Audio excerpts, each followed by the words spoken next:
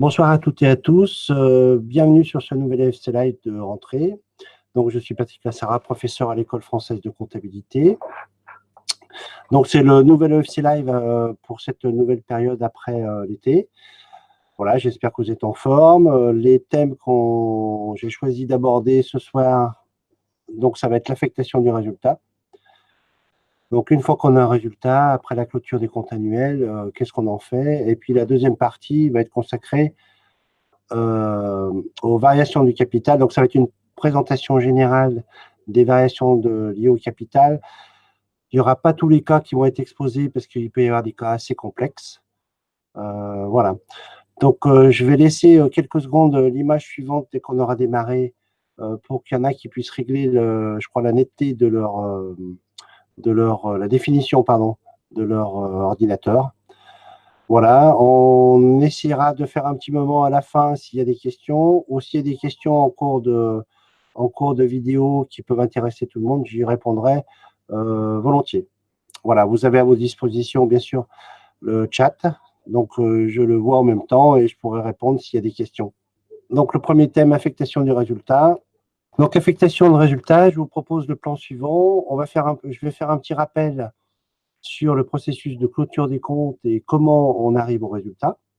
D'accord. Le processus d'affectation du résultat, les écritures comptables et un exemple, je crois que j'ai mis un ou deux exemples, voilà, pour que vous en ayez connaissance. Alors, un petit rappel sur le processus de clôture. On se situe au 31 décembre pour ceux qui clôturent le 31 décembre. Donc, première étape, établissement des documents de synthèse.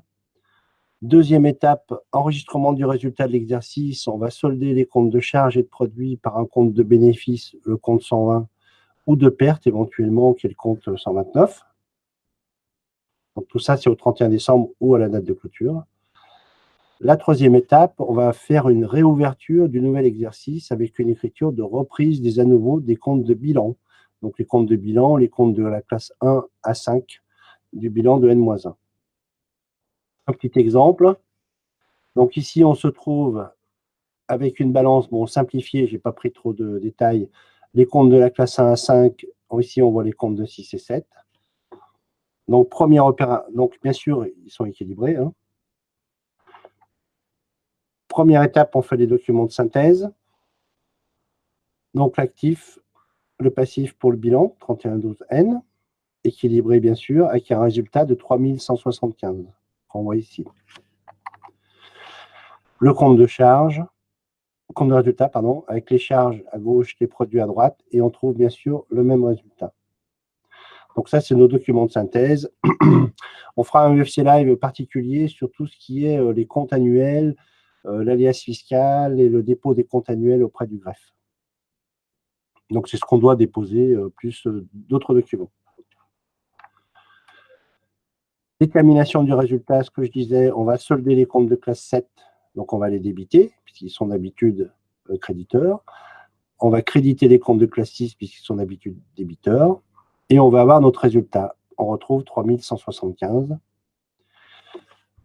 Donc, 3112N. Donc, ça veut dire, si on prend après notre détermination du résultat, au 31 décembre, si c'est le 31 décembre la clôture, on n'aura plus de comptes 6 et 7, mais on n'aura que des comptes de la classe 1 à 5. Voilà, les comptes de charges et de produits sont à 0. On les a neutralisés. Et ici, 1er janvier, ouverture de nouvel exercice. Pour qu'il y ait une continuité, on va reprendre les comptes de bilan de la classe 1 à 5. Bien évidemment, on reprend notre compte de capital, notre résultat qu'on trouve ici, 3175 qu'on retrouve, matériel industriel, amortissement. On avait bien des stocks au 31 décembre, ils sont toujours là pour 300. On avait bien des fournisseurs, ils se reportent sur l'année d'après, les clients et puis aussi la banque. On avait 1475 € en banque au 31 décembre. Au 1er janvier, on a 1475. Cette écriture fait partie d'un devoir qui est le D0181. C'est la première écriture à passer. Donc voilà le processus de clôture. On passe au processus maintenant, on se retrouve avec notre résultat au 1er janvier, si la clôture est au 31 décembre. Qu'est-ce qu'on en fait? Donc ce résultat, il faut d'abord que les actionnaires l'approuvent, approbation des comptes de l'exercice. Donc, ils vont, au cours d'une assemblée générale qui va se réunir dans les 6 mois de la clôture des comptes, donc avant le 30 juin de l'année N+1, une assemblée générale avec les actionnaires qui va approuver les comptes de l'exercice et qui va aussi approuver l'affectation du résultat. Qu'est-ce qu'on fait de ce résultat?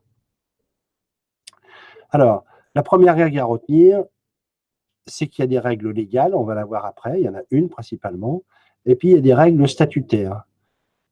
Qu'est-ce que disent les règles légales, avec un S, et qu'est-ce que disent les statuts? Donc les statuts, il y a une certaine liberté, par contre la règle légale, il faut impérativement la suivre. Donc si l'entreprise a réalisé un bénéfice, il y a différentes affectations.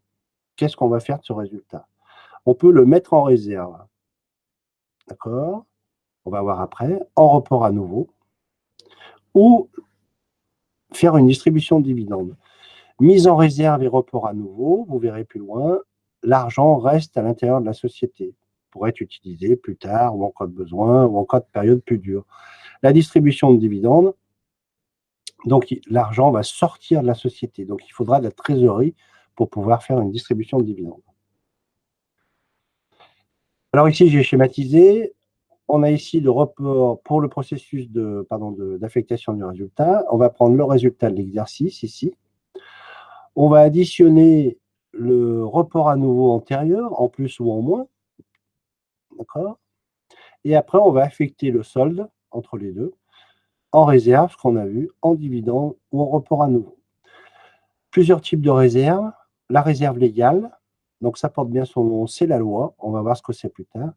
La réserve statutaire, c'est les statuts qui ont imposé de mettre une somme d'argent dans une autre réserve qui va s'appeler statutaire. Si on décide d'avoir une autre réserve aussi, ou les actionnaires, on ira dans les réserves facultatives.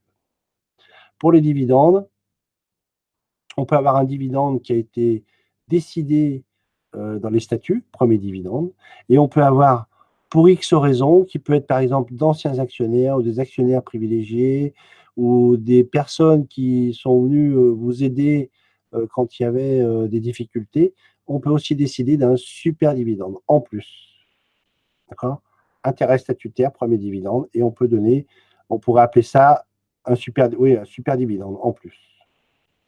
Voilà, donc ça c'était un peu pour schématiser ce que je vous disais tout à l'heure. Première option, la réserve légale, donc très très très important. Donc la loi impose aux sociétés d'affecter en réserve légale, donc une partie du résultat. On part bien sûr d'un résultat bénéficiaire. Hein. Les sociétés doivent affecter en réserve légale 5% du bénéfice net de l'exercice, diminué du report à nouveau débiteur, si on avait un report débiteur. D'accord? Donc, on dotera, ça s'appelle doter, cette réserve légale, chaque année, à concurrence de 5% du bénéfice, jusqu'à ce que cette réserve légale atteigne 10% du capital de la société. Une fois qu'elle a atteint et qu'on limite la dotation à 10% du capital de la société, on ne fera plus de dotation en réserve légale. D'accord? Alors, la réserve légale permet aussi d'augmenter les capitaux propres d'une entreprise. Alors, les capitaux propres, je vous le rappelle, c'est ce qui est au passif en haut de bilan, on va dire sur la partie haute. Donc, c'est le capital plus les bénéfices qui ont été engrangés d'année en année, mais qui n'ont pas été distribués en dividendes. Donc, c'est soit les réserves, le report à nouveau, réserve légale, réserve statutaire. Donc, pour résumer, c'est le capital plus les résultats des années qui n'ont pas été distribués. C'est sur cette base des capitaux propres que souvent une société est évaluée. Son capital de départ, l'argent qu'elle a mis au départ, plus les résultats qu'elle a dégagés. Ça vous fait la valeur de la société, une valeur de départ. Après, il peut y avoir des éléments qui viennent moduler cette valeur. Par exemple, si les investissements, les immobilisations sont très vieilles, si le stock, il y en a une partie qui a déprécié, si les clients, il y a des contrats sur 10 ans ou 5 ans ou 1 an. Voilà, mais la base de départ, le prix, l'Argus, on va dire, de la société, c'est les capitaux propres. Donc, quand on met une partie en réserve légale, on va venir augmenter les capitaux propres, d'accord? Donc, on a une meilleure image vis-à-vis des créanciers, d'accord, puisqu'on a fait des bénéfices qu'on a laissés dans la société. Comme on laisse l'argent aussi, on peut augmenter les capacités d'investissement de l'entreprise. Et puis, si on met de l'argent de côté, c'est comme vous à titre personnel, voilà, si vous mettez un peu d'argent de côté, on peut faire face à des pertes éventuelles quand les temps seront un peu plus durs. Voilà. Alors, un petit exemple, on part de N-1, capital 55 000, le report à nouveau 650, la réserve légale 5 300. D'accord? Les capitaux propres, à titre d'exemple, ce sera la somme de tout ça. En la réserve légale, maximum 10% du capital, 5 500. Ici, on remarque qu'elle est déjà à 5 300. On ne pourra pas faire plus. D'accord? Année N, on a le résultat, 8 000. Donc, on en est là. Donc, c'est 8 000 moins le report à nouveau débiteur. Vous vous souvenez, la perte antérieure, 650. On multiplie par 5%. On pourrait doter 367 ou affecter 367,50 € de quote-part de résultat et de report à nouveau débiteur en réserve légale. Mais si on rajoute 367,50, on va dépasser 10% du capital. Donc, on va limiter la dotation et on va faire que 200 € pour combler et plafonner la réserve légale à 5 500 €. Là, j'ai une question, c'est vraiment pour la réserve légale. Donc, c'est la loi. Et on doit limiter à 10% de réserve légale. Et le reste, en réserve légale, le reste, on le mettra en distribution de dividendes ou en report à nouveau, ou bien en réserve libre, autre réserve, on va dire. D'accord? Tout dépend des statuts. Donc, la réserve légale fera donc bien 5 500 € après affectation. On limitera à 200 € pris sur le résultat. Autre option, mise en réserve. Donc, premier type de réserve, réserve statutaire, c'est celles qui sont prévues lors de la constitution, donc dans les statuts, hein, de la société. Ça définit les règles. On peut dire, voilà, on mettra, je sais pas, 10% du résultat ou 20% en premier en réserve statutaire. C'est un moyen de mettre de l'argent de côté pour l'avenir, hein. Alors, les réserves libres ou facultatives, donc on va appeler ça autre réserve, sur le terme générique autre réserve.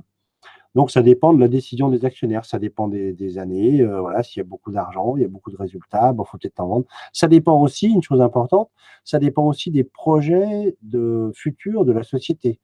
S'il y a par exemple des gros investissements à faire, on peut mettre de l'argent de côté, ou du développement, du rachat de société, de la croissance.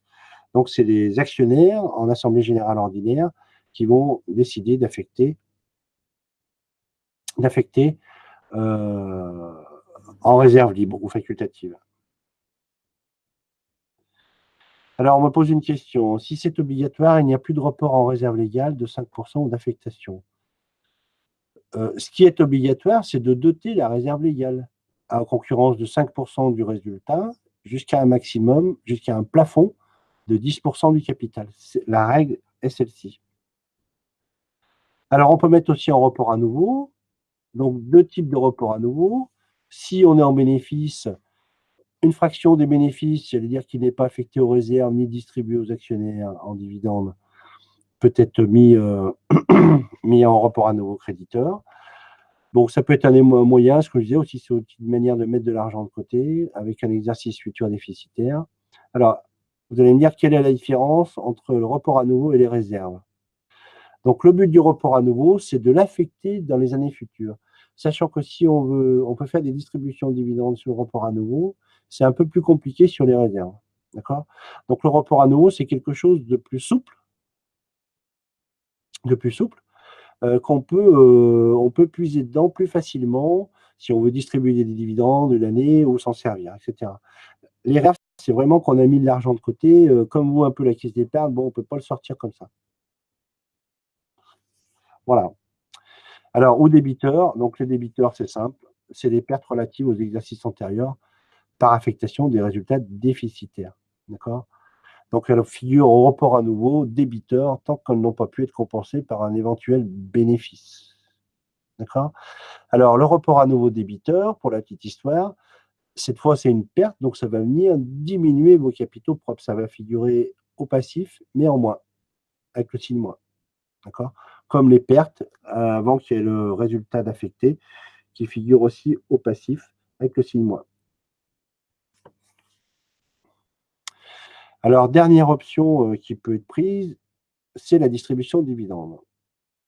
Donc, en premier, affectation au compte la réserve légale, au compte de réserve. Le reste peut être distribué sous forme de dividendes si l'Assemblée générale en décide ainsi. Donc, distribuer aux dividendes, c'est à qui? C'est aux actionnaires, aux propriétaires. D'accord? Imaginez les sociétés cotées en bourse qui ont beaucoup d'actionnaires de la bourse.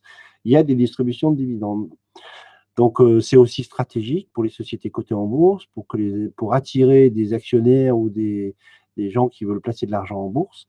Donc, tout dépend aussi de la distribution de dividendes qui est faite. D'accord? Donc, c'est la part des bénéfices nets d'une société versée aux actionnaires dans une proportion fixée par l'Assemblée générale.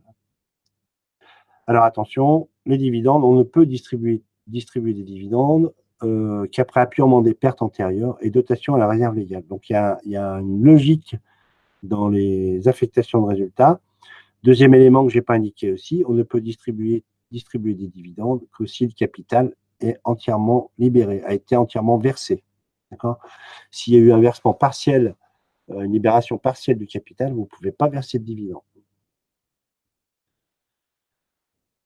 Alors, le montant des dividendes est calculé à partir du bénéfice net. Et il peut être augmenté, ce que je vous disais tout à l'heure, par les sommes qui ont été portées aux réserves dans l'objectif d'une distribution ultérieure. Donc, on peut augmenter le bénéfice net des réserves, mais c'est un peu compliqué, c'est un peu plus compliqué parce qu'on va puiser dans nos économies. Voilà. Alors, je répète pour la réserve légale, une fois qu'elle a atteint 10% du capital, on ne fait plus d'affectation de résultats en réserve légale. La seule solution pour pouvoir redoter de la réserve légale dans ce cas-là, c'est de faire une augmentation de capital. On va augmenter le capital. On verra ça dans la deuxième partie. Alors, c'est l'Assemblée générale, donc des actionnaires, qui détermine le montant des dividendes distribués. Dans les faits, on comptabilise cette écriture à la date mentionnée sur le procès-verbal de l'Assemblée générale, approuvant les comptes de l'exercice clos et validant la ventilation du bénéfice. Donc, la date de comptabilisation de l'affectation du résultat, c'est la date du procès-verbal de l'Assemblée générale.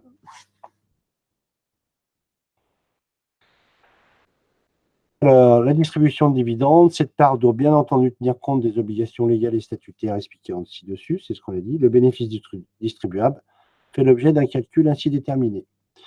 Alors, on part du bénéfice net de l'exercice. On enlève le report à nouveau de l'exercice antérieur s'il est débiteur. On enlève la dotation à la réserve légale, s'il y a lieu, donc si elle n'a pas atteint 10% du capital, et on rajoute, s'il y a lieu, le report à nouveau de l'exercice s'il est créditeur. Alors, le report à nouveau, il est ou débiteur ou créditeur. Là, on a mis les deux cas pour ne pas l'oublier. Ça nous fait le bénéfice distribuable qu'on pourrait donner. S'il y a lieu, si les statuts le prévoient, on pourrait faire une dotation à la réserve facultative. Et enfin, on pourrait faire aussi un dividende à payer. Et s'il reste quelque chose, on le mettra en report à nouveau de l'exercice. D'accord? Donc, il y a quand même des priorités dans l'affectation du résultat. Alors, je vous l'ai dit tout à l'heure, si on fait c'est le seul cas, distribution de dividendes, où il y aurait une sortie de cash. L'argent sortira de l'entreprise. Donc, quand vous voyez des distributions de dividendes où il y a des dizaines de millions d'euros pour les grands groupes, il faut qu'ils aient une trésorerie pour pouvoir être capable de sortir des dizaines de millions d'euros, au moins. Mais il faut avoir l'argent correspondant. Alors, depuis le 1er janvier 2018, notre gouvernement a fait un prélèvement forfaitaire unique, d'accord, PFU, ou flat tax, où les dividendes font l'objet on appelle ça un prélèvement forfaitaire unique ou un prélèvement libératoire forfaitaire de 30%. Donc, les personnes qui perçoivent des dividendes, voilà, il y en a qui sont assez conséquents, payent 30% et ils sont libérés de l'impôt sur le revenu et des prélèvements sociaux. Voilà. Auparavant, ce n'était pas du tout ça. Il y avait le montant des dividendes, vous le rajoutiez à votre revenu comme un impôt sur le revenu, enfin à vos salaires, et vous étiez taxé. Donc là, pour les personnes qui sont taxées dans des tranches supérieures à 30%, c'est quand même assez avantageux. D'accord? Donc les plus hautes tranches, hormis celles de 1 million, les plus hautes tranches taxées, on est dans des taux de 50 et quelques %. Donc avant, ils étaient taxés à 50%, maintenant, ils sont taxés un prélèvement forfaitaire de 30%. Donc c'est un avantage indéniable pour les personnes qui perçoivent beaucoup de dividendes. 30% et ils ne payent plus rien. C'est fini. Alors, voilà la liste des numéros de compte qu'on a un peu vu tout à l'heure qui vont être utilisés pour les affectations du résultat. Voilà. Donc, on a la réserve légale, le 106-100, réserve statutaire, donc là prévue dans les statuts, réglementée, donc ça dans des cas bien particuliers, d'accord, dans des opérations bien particulières. Autre réserve, report à nouveau créditeur, report à nouveau débiteur, donc c'est ou l'un ou l'autre. Le résultat d'exercice, on pourrait très bien concevoir, j'ai oublié de rajouter, il y aura le compte 129 pour la perte, puisqu'il faut aussi affecter la perte. Ça serait souvent en report à nouveau débiteur. Les comptes courants, donc si les associés ont des comptes courants, plutôt qu'on leur verse en cash, ils peuvent demander qu'ils soient versés sur leur compte courant. Et puis un compte, on va constater les dividendes à la date de PV de l'Assemblée générale à payer, donc dans un compte 457. D'accord? Donc ici, on remarque que ce sont tous des comptes de passifs. D'accord? Ici, qui est les premiers de la classe 1 qui se situe dans les capitaux propres et de la classe 4, les comptes 45, c'est groupes ou associés ou autres dettes. Voilà, un petit exemple. Alors, ici, je vous l'explique, on a un résultat de 475 640. D'accord? On devrait doter, on l'a vu, 5% du résultat en réserve légale. C'est le cas ici. Bien sûr, on s'assurera qu'on n'a pas dépassé 10% du capital. La réserve statutaire, là, on l'a mis dans l'exercice, mais voilà, on vous dit qu'elle fait 100 000 € prévus par les statuts. D'accord? On a donc un bénéfice distribuable de 351 858. On a pris des intérêts. Alors, on dit qu'on va distribuer 20 €, c'est le nombre d'actions, ça, c'est la part de l'action. 5% des actions multiplie 50 000 actions. D'accord? Ici, opération particulière, puisqu'en fait, elles sont libérées de moitié. Donc, on va prendre que la moitié. 20 € multiplié 1,5 multiplié 5%. Il y a 25 000 actions, qui étaient libérées de moitié. Donc, on peut. D'accord? Alors, on met attention à la possibilité qu'il existe des actions non intégralement libérées, inégalement libérées. Tout à l'heure, je vous disais qu'on ne peut pas distribuer de dividendes si le capital n'était pas entièrement libéré, sauf mention expresse dans les statuts. Toujours pareil. Une partie en réserve facultative, une partie en super dividende, donc là c'est décidé, et le reste en report à nouveau. Il faut que votre résultat de 475 640 soit totalement affecté. Donc là, je répète, réserve légale, statutaire, intérêt statutaire, réserve facultative, dividende, report à nouveau. Alors le 5%, on pose une question, à quoi correspond le 5%? Ici, on peut donner des super dividendes, et sur ces dividendes, on peut aussi octroyer un pourcentage. Voilà, là, ils ont décidé de donner 5%. Ça aurait pu être 4%, 3%. Voilà, donc vous avez un intérêt. Le style, ça sera dans les statuts. Le style, ça sera dans les statuts de dire il sera versé aux actionnaires un intérêt sur leurs actions de 5%. Ça n'a rien à voir avec la réserve légale. Ça n'a rien à voir avec la réserve légale. Ça aurait pu être dans l'exercice 3%, par exemple. D'accord? Donc, c'est en plus du dividende. Alors, les écritures, on vient bien solder notre résultat. Voilà, on vient débiter et on affecte réserve légale, statutaire, autre réserve, dividende à payer. Donc, c'est les dividendes plus l'intérêt servi et le report à nouveau. Donc, l'écriture est forcément équilibrée puisqu'on a vu avant que le résultat tombait à zéro, tout avait été affecté. Je ne sais pas s'il y a des questions. Profitez-en. Il y a 30 secondes là. Je regarde s'il y a quelques questions sur l'affectation du résultat. Voilà, l'affectation du résultat est quand même obligatoire dans toutes les sociétés. Toutes les sociétés. Donc, dans les 6 mois de la clôture, après la date de clôture de la société, il faut décider. Alors, on décide aussi, lors de l'Assemblée générale, lors de l'Assemblée générale de la date de paiement des dividendes. Quand est-ce qu'on va payer? Alors, on pose une question, c'est quoi du capital libéré? C'est quoi du capital? Alors, il y a plusieurs questions. Le capital libéré, pour les SA, on peut dire, vous souscrivez au capital, mais vous n'en payez qu'une partie, pour l'instant. D'accord? Donc, la règle de mémoire, vous pouvez libérer au moins la moitié et le reste dans les 5 ans. D'accord? Donc, vous souscrivez à 10 000 euros d'actions, 10 000 euros d'actions et vous en payez que la moitié. Voilà. Mais il faudra payer le reste dans un délai octroyé. Alors, on me demande aussi l'intérêt statutaire. C'est pour les propriétaires d'actions de leur verser un intérêt. Voilà, on leur verse des dividendes et de l'intérêt. C'est une sorte de dividende, mais c'est des intérêts sur l'argent qu'ils ont placé. Alors, on me demande aussi le PFU de redéfinir. Si vous avez des actions d'une société et que vous percevez des dividendes, des dividendes, aujourd'hui, il existe donc c'est sur option, il faut le dire quand même. Il faut dire ce que vous voulez faire. Donc, ça s'appelle un PFU ou prélèvement libératoire.